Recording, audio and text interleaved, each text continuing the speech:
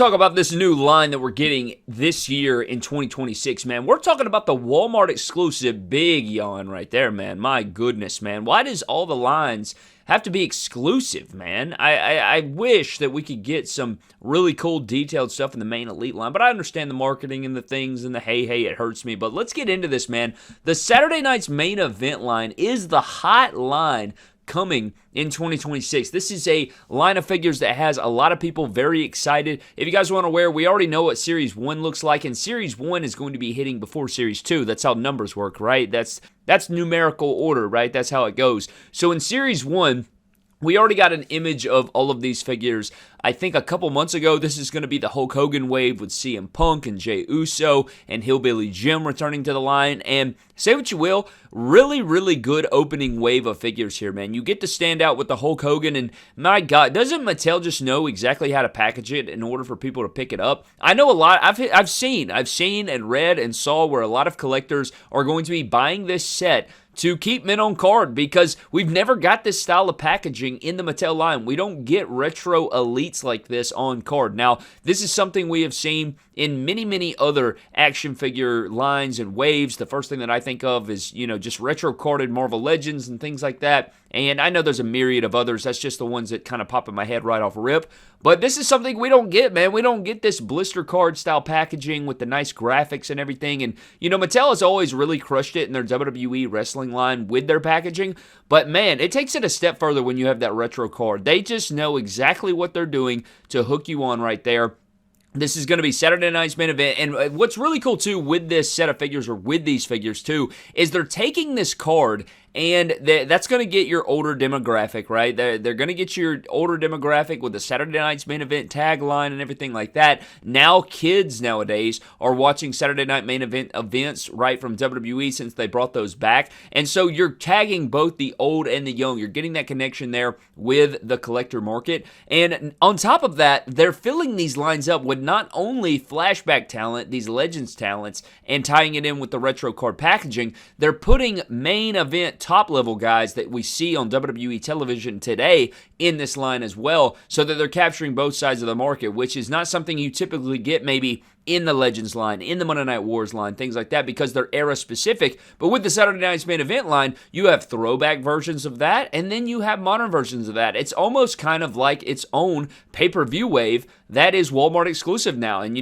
usually the sub-lines, these WWE Elite lines that are sub-lines, these pay-per-view lines like Royal Rumble and WrestleMania and all these things, those end up hitting all kinds of stores. So I think that's pretty cool how we are getting this, Walmart exclusive. I mean, I don't like Walmart exclusives necessarily. The only ones that are consistent maybe are the box sets, and then you might get blessed with a Monday Night Wars Ultimate Edition. But as far as the elites, it's very hit or miss, as we know.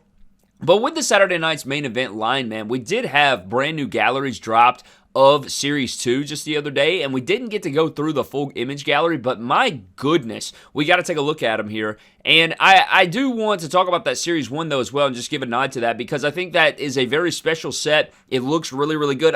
They did some great things here, man. There's a lot of really big things in this Series 1, too, because you have to talk about the Hulk Hogan on the retro card, which is going to get a lot of collectors. You got Hillbilly Jim returning to the line for the first time in 15 years, mind you. First time we got him way back in the Legends line, which was 15 years ago, which is unbelievable. Maybe it was 14 years. Regardless, it's been over a decade. It's been a very, very, very long time since we got a Hillbilly Jim. We do know we're getting him in the Superstars line as well, but getting Hillbilly Jim, getting Hulk Hogan, getting a really good repaint Jey Uso, say what you will, and then getting a CM Punk Elite finally with the leg tattoos is a really, really big deal, man. That's huge. I think that is a really big deal. So That's a great Series 1, man, but then they even hit it out of the park with Series 2. They already had Series 2 ready to go. They had both of these sets on display at WWE World in WrestleMania for Las Vegas. I should have said in Las Vegas for WrestleMania, but this set looks good too, man. Let's take a look at these images here, and let's start things off with the Ultimate Warrior figure. This figure looks really, really good, and I know we've seen this formula.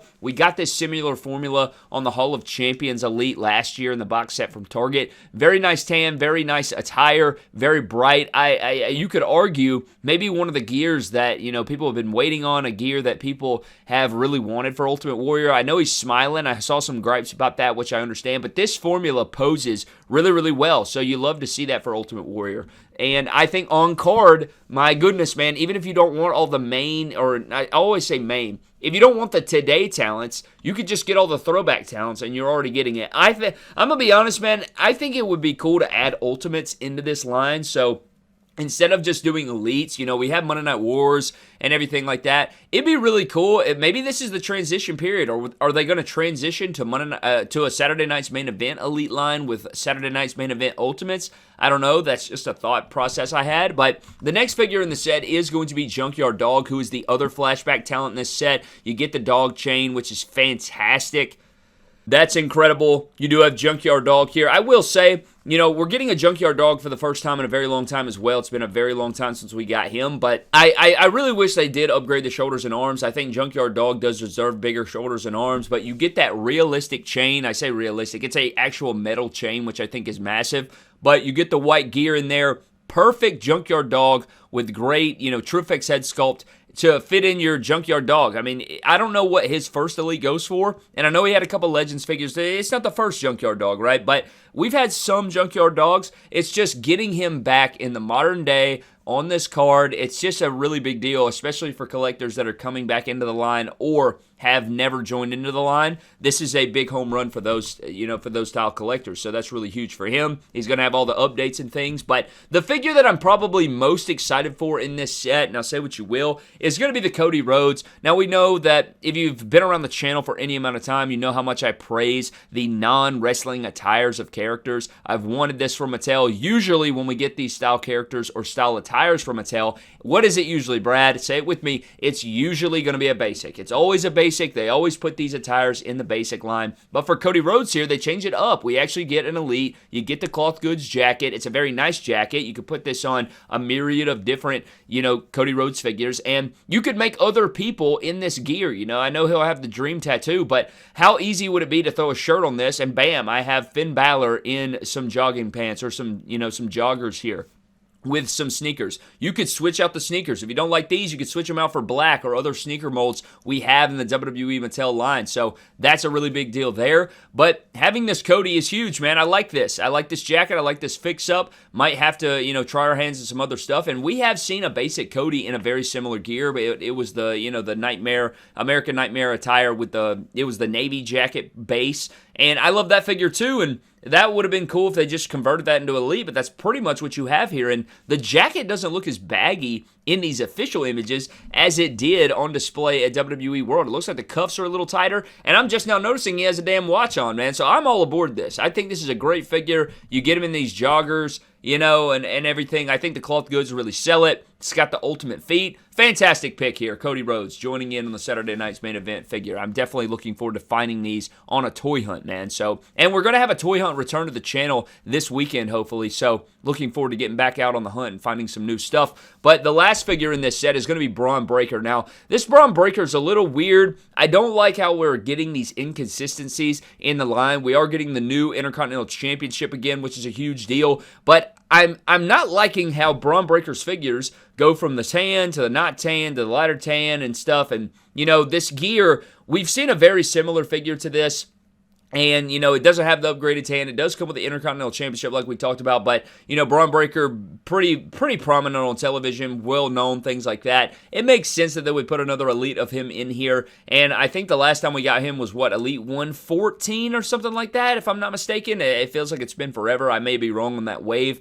But I think that was the last time we saw him in that yellow zebra gear, which was solid. But he's kind of like Cody Rhodes. When they switched his formula, it kind of made his figures not as good. His old formula was amazing. It was very buttery smooth and everything. Upgraded the factory, went to pinless, and now his figures don't feel as good in hand. But I do like the head sculpt, even if the tan. That's really what upsets me about the tan and stuff, is because when you try to switch these heads between different Braun Breaker figures, you can't get... you'll have the straight face with the beard. Well, you can't put that on the zebra attire because his skin tone doesn't match. And then you can't put the yelling head sculpt from the Elite 114 on this figure because the skin tone doesn't match either. So that's the kind of inconsistencies that we're seeing in the line sometimes. And I guess that just comes down to the designer and who's making it. But it would be nice to see some, cohesion through the line for whatever reason. But I do like that these figures look really, really good men on card. Now, I am not really a men on card elite collector whatsoever. I do have a collection of elite elites that are mint on card, but I do not seek them out to be mint on card. I do,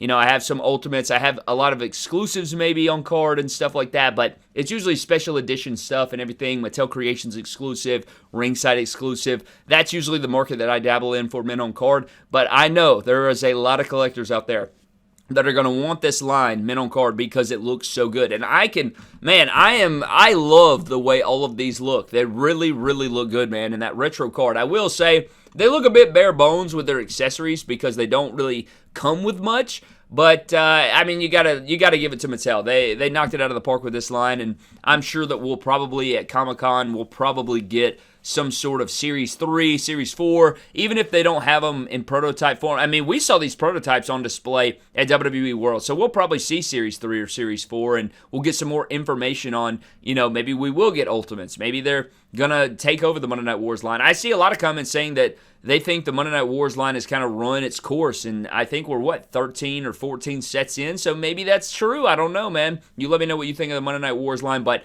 I want to get on here, talk about the Saturday Night's Main Event line a little bit, look at these new images, and break them down, but I think this is a pretty good set of figures that is coming, so if you guys are excited for the Saturday Night's Main Event Elites or figures, let me know down in the comment section below, but I appreciate you guys so very much for watching. I'd love to know where you stand on all this stuff down in the comment section below. But that's pretty much going to wrap it up for me, man. I appreciate you so much. I'm getting out. I'll see you guys next time. Have a blessed one, and I'll catch you guys later.